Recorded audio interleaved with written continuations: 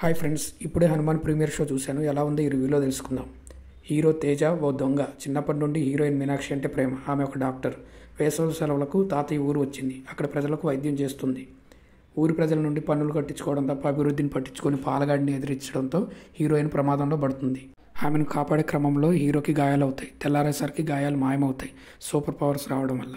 అసలు super powers ఎలా వచ్చాయి, దాన్ని దక్కించుకోవడానికి విలన్ ఏం చేశాడు, విలన్ని ఎలా ఎదుర్కొన్నాడు అనేది ఈ సినిమాలో చూడండి. ఈ మూవీని సూపర్ హీరోస్ మూవీస్ ఎలా ఉంటాయో అదే ఫార్మెట్లో తీశాడు. కానీ దానికి తెలుగు నేటివిటీ యాడ్ చేసి కామెడీని, క్యూరియాసిటీని కంటిన్యూ చేస్తూ ప్రశాంత్ వర్మ ఈ సినిమా తీశారు. లో బడ్జెట్లో విఎఫ్ఎక్స్ చాలా బాగుంది. హీరో క్యారెక్టర్ని దర్శకుడు చాలా తెలివిగా రూపొందించాడు.